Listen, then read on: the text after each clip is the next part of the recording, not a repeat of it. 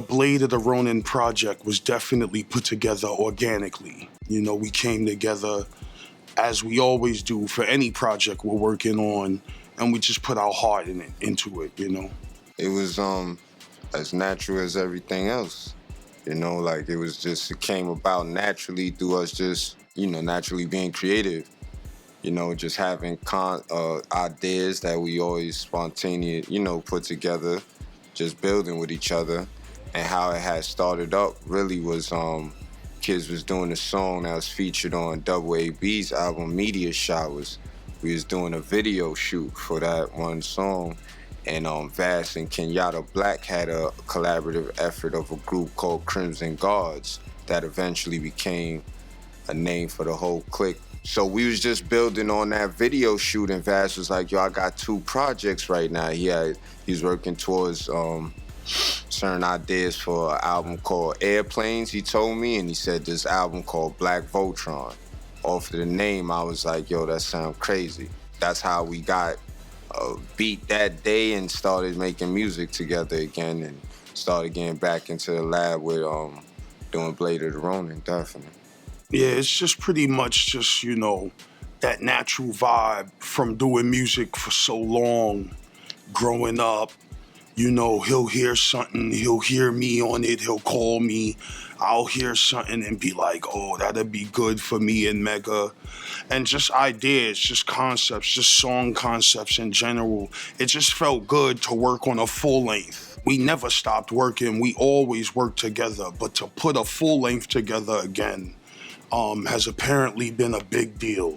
Yeah, a lot of our creative outlet is just through natural conversation for all of us. Just how we build through natural conversation is how we conceptualize ideas, because it comes from our personality.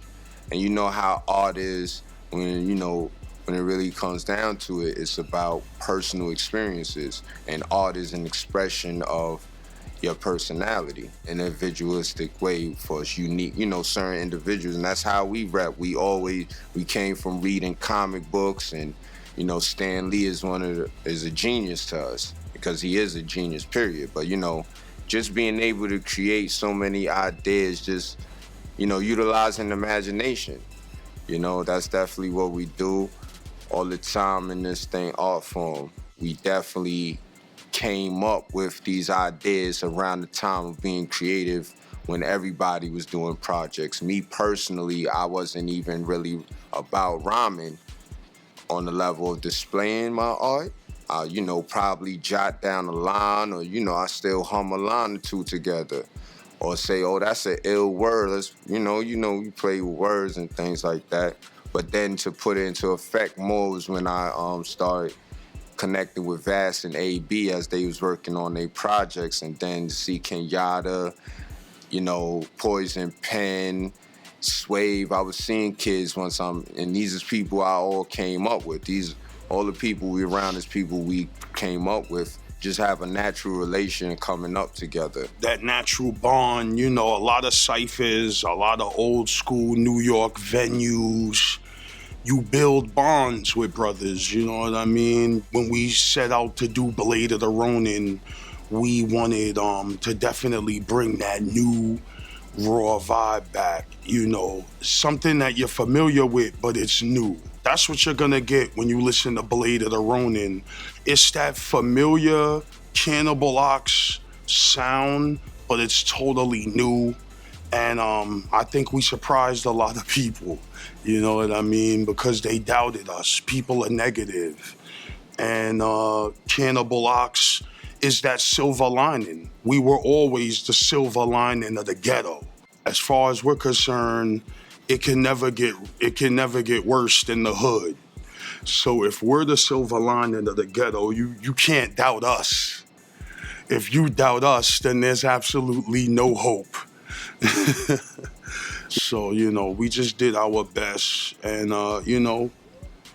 one foot moving forward at a time, I got all emotion. It was crazy. I said, man, I ain't never fucking with that weed again. I don't know what was in that shit. That wasn't no regular weed, man. That shit, made a nigga a little sensitive, bro. And I felt like, okay, here's another form of young, rebellious music that the older generation don't understand I don't remember really a time where there wasn't something out there that he was a part of that I didn't love.